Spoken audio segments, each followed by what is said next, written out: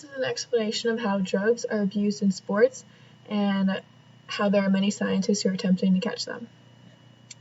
So I'll be going over the different types of drugs that have been abused in sports over the past 70 years. One big drug that has been abused is testosterone.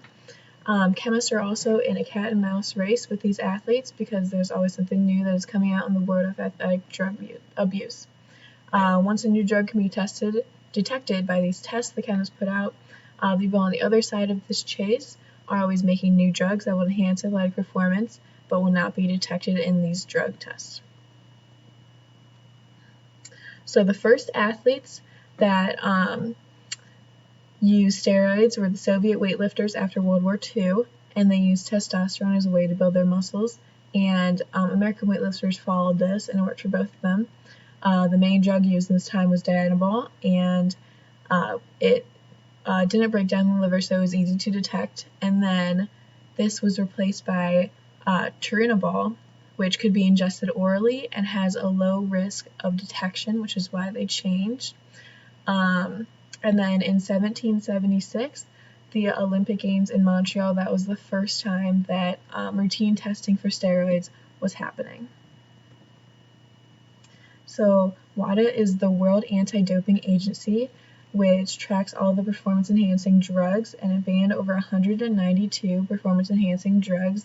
It was made in 1999 and works with other anti-doping agencies around the world, such as in Australia and America.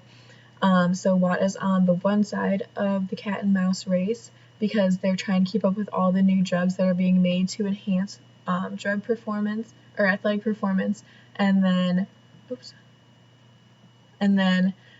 these people that are taking the drugs don't want to be caught, so they're trying to make new drugs. And it's extremely hard to stay ahead of this curve for WADA. So the first type of drug is testosterone, and testosterone is an anabolic steroid, which means that it produces protein and develops and repairs muscles. So there's two types of steroids, exogenous and endogenous. Exogenous steroids are hormones that are synthetically created, while endogenous are ones that are naturally occurring in the body. So exogenous steroids are the ones that are used by athletes, and it allows athletes to do more frequent heavy workouts without getting tired, and then this is how they get stronger. So a normal testosterone level, so the way they test is between testosterone to epitestosterone levels, and a normal level is 1:1, but if a level is 4:1, that means they have to run more tests on it. So a mass spectrometry test could be taken, and then this also just shows the normal testosterone structure. So stimulants are the next part of drugs that are taken. So stimulants work by speeding up the central nervous system and speeding up parts of the brain and body and the heart rate and blood pressure. So this reduces fatigue in athletes and increases their alertness. So some common ones are caffeine and amphetamines.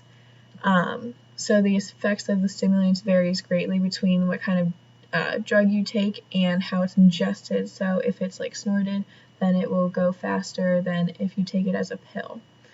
So there's also many different health risks for each different drug, such as heart rhythm anomalies, hallucinations, or heart attacks, and this can also be tested through mass spectrometry. So mass spectrometry is a technique that identifies the type and amount of chemicals present in a substance by measuring the mass to charge ratio and abundance of gas phase ions. So it measures the precise molar mass of ions through ionization, separation, and detection, as you can see in that diagram there. There are two techniques, the hard technique and a soft technique.